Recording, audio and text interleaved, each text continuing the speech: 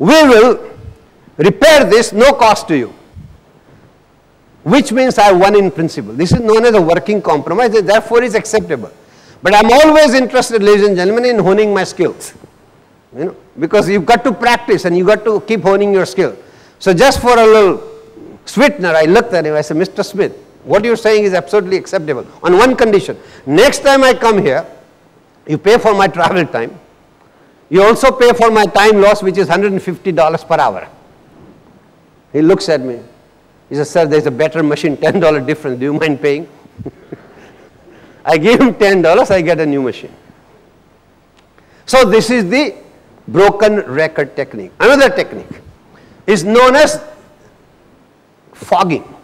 Sometimes the criticism is too much. You walk into the person's office, the boss says, there are 13 errors in this statement. I asked for a profit and loss statement, it's not been submitted. I've passed by your office, everybody was missing. What's going on? Which means everything is wrong with you. Now, if you seriously think about it, then why are you in this job still, if you're that bad? So, what is he expecting from you? The payoff is not, payoff is that you feel guilty and you apologize so he can take advantage of you. So the first rule, you do not offer him that payoff. Second rule, you listen to everything he's saying. Third rule, you repeat everything he says after he's finished, without interruption. When people are emotional, ladies and gentlemen, they don't know most of the time what they're saying. Once they hear it repeated, they wonder, did I say all that? It's a magic, believe me, it's a magical effect on the listener. He said, did I say all this? I say, yes, sir, you know. So you look at him after he's finished, says, sir, I understand there are 13 errors in this, and that you passed by our department and everybody's missing, and that we have not submitted profit and loss statement. Anything else, sir? It's called negative inquiry. If he is holding more ammunition, you want to exhaust it. So, you say, anything else, sir? Yeah, two more things. So you hear two more things. Then you take it issue by issue, not a blanket defense. Because the moment, tendency is, the moment says the guy said 13 errors. No, no, sir, there cannot be 13 errors. Ladies and gentlemen, I guarantee you, circle them and number them. So you are stuck, you are trapped. You fell for the trap. So first rule is listen, don't give blanket defense and go issue by issue. If there are 13 mistakes, sir, I'm very sorry, it should not have happened. Own it, accept it. As far as you're passing by the department, nobody being here, yesterday we were meeting with XYZ and therefore we couldn't come. Therefore there was nobody there. Thirdly, the profit and loss statement, we are waiting for the last balance sheet from the bank, and as soon as we get the account details, we'll submit it to you. If you want interim, we'll give it to you. Go issue by issue. Never emotionally get entangled in what the emotion aspect of the whole interaction is. It's very, very crucial. They deal with it rationally with issues and not the emotional component. I've already told you the working compromise. I paid $10 for the humidifier. There was a working compromise aspect.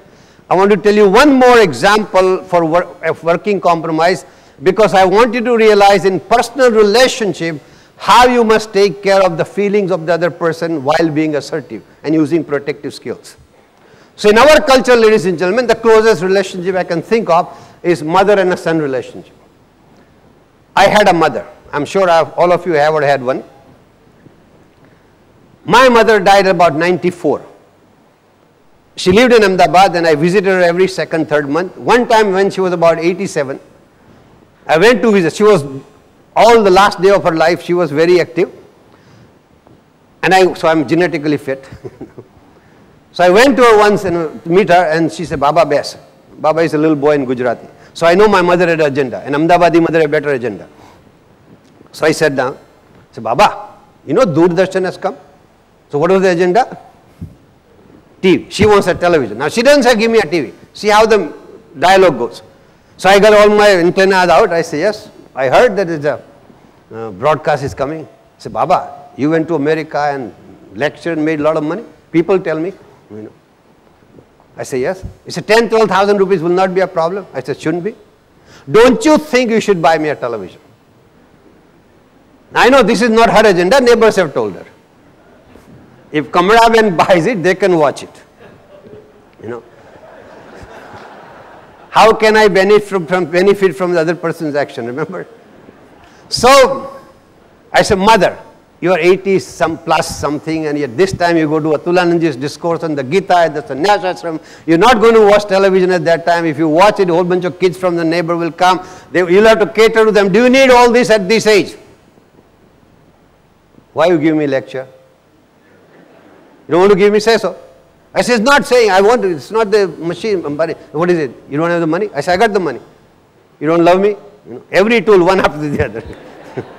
I say, I love you. I said, what is it? I said, mother, tell me, anytime you ask for money, I have not given it. She thought about it. So you're given. I said, so it's not the money. So after a few times of my broken record routine, she said, okay, I understand. What do I tell the Sharada Ben on that side and Srimati Ben on that side? Now I cannot tell my mother, you come to my assertiveness course. This is where you have to be sensitive. So I say, okay, mother, here is the thing. You have not been to Pashupadinath. So another record started. Who's going to take me? I'm going to go to hell. You people don't care. It's some other country. I cannot go by myself. I said, listen. It's in Nepal. I take you there. It costs more than your TV. So I said, when they ask you tomorrow, you tell them that I offered you the money to buy television, but you decided to go to Pashupadinath in Kathmandu. I said, is it acceptable to you? You know my Ahmedabadi mother, she says, Baba, is there a story I'm supposed to tell, or are you going to take me?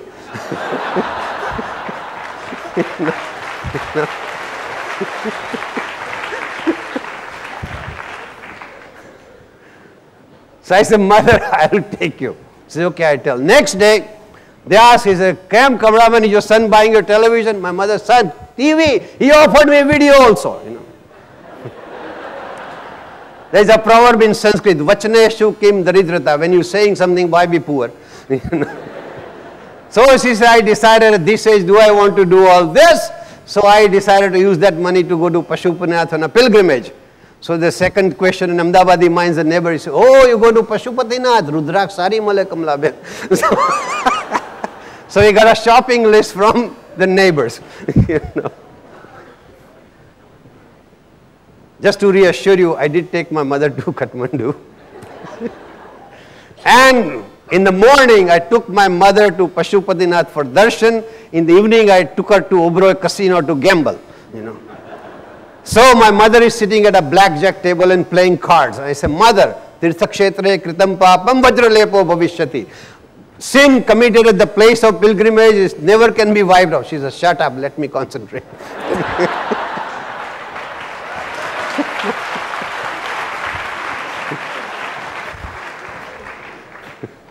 My mother did not need assertiveness courses. She looks at me and says, I'll give it to charity, don't worry. So ladies and gentlemen, in the final analysis, you must be good to the people with whom you work, live, and share your life. And the message that I want to give you is just that. As a result of this 2 hours we spend together, if you pick up little, and next time you talk to somebody or listen to somebody, be empathetic, understand their feelings, and deal with that accordingly. Because this world is too beautiful, and life is too short. And I tell you this, I have talked to millionaires who are on their deathbed. They have fantastic bank balances, and their lasting regret is they tell me, I wish I had some good friends who were by my bedside at this time. So, relationship is what it's all about. You take that with you. God bless. Good evening.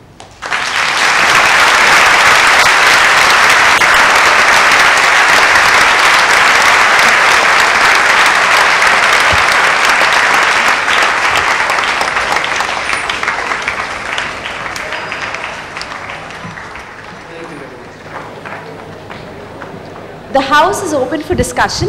Please feel free now to put forth your queries.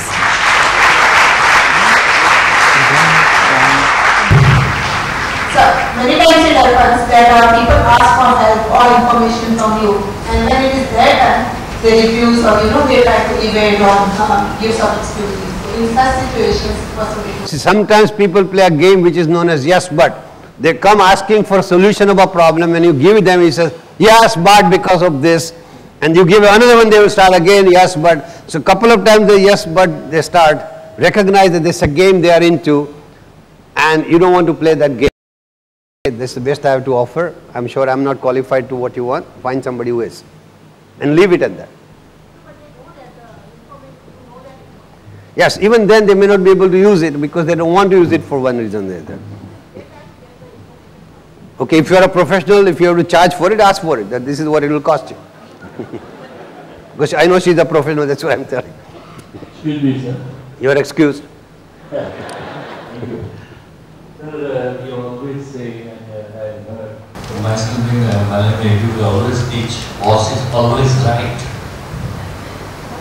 When we, deal with such a situation, how will you be assertive when we say boss is always right? There are many bosses are manipulative. How do you deal with this? Okay, first of all, I don't think bosses are always right. I think today's bosses are much better than the old timers who always thought they were right. And if you establish a relation with bosses right from day one on the assertive basis, see, if you started it one way and then halfway you try to change the relationship or the equation, it doesn't work. So from day one when you establish relationship, start on that basis that they understand where you stand and you understand where they stand. And you don't go for the manipulation right from day one, then it will work beautifully. But if you acquiesce to that idea that the boss is always right, and then suddenly midway if you try to change your behavior, it may not work. Okay? yes. By being assertive, do you mean to say that we should be saying the truth and only for the benefit we should be saying the truth, or for truth we should be benefiting? No, you said what you believe in because itself is productive. You don't get manipulated by others, and you speak your mind what you think is right and you are committed to it. But just at the same time put it in a way that is palatable. See, in Sanskrit there is a saying, the Satyam Bruyat, Priyam Bruyat. Truth does not always have to be bitter. You can put it nicely. There are ways of saying it. If you went to a party and you met a lady and you told her that you look the same as you looked 3 years back, it's a compliment. If you tell her that I saw you in the same sari 3 years back, it is not. You have a tough time. So can aggressive behavior be the next step of being assertive? No. Can I just give you an example? I was just traveling by a local train and I just had a seat and I was just noticing some things around, and I just noticed a person sitting opposite to me who had a national flag in his feet. I could have just bent down and would have just taken up the flag, but I just wanted to tell him that please take the flag, and I just told him and he just replied me back that something like that. So I could have. How did you tell him? Give me the phrase. Please pick up the flag, it's your national flag and you should respect it. You should respect it is a parental advice you gave. All shoulds and musts and ought to come from parent part of you who is giving advice, and people do not like advice generally unasked. Even asked sometimes they don't like, but unasked they never like. So the phrasing is very crucial, how you say it. Okay. Next time, don't be judgmental, because when you say you should do this, you are passing a judgment, you are doing something wrong. Don't be judgmental, because the hidden message is you are doing something wrong, I am here to correct you, you should not have such behavior, like a mother telling the kid, man. Good evening, sir. What to do in a situation when you work for something and somebody is taking credit of it, and even your boss is not recognizing that, I mean, he is taking the side of the person who is taking the credit of it. In that situation, what one should do, and what, I mean, if I am there in that position that my credit is being taken by somebody, what should I do in that situation? See, when you new at a job, generally this sort of happens because you are not learned to negotiate the system. See, any office or corporate world has its own way of dealing with things, and it's part of being in a corporate world is learning these tricks of the trade. See, please sit down. I have a Rushi principle, I share it with you. I have a whole lot of Rushi principles, 7 of them, because I'm a student of music, Sare Gama Padani, so there are 7 principles. I'll share one of you. Whatever it is that got you wherever you are is not good enough to keep you there. Whatever it is that got you wherever you are is not good enough to keep you there. For example, my degree in Sanskrit literature and Hindi literature got me a job teaching in high school. But that was not good enough for me to keep in that job, because I have to learn how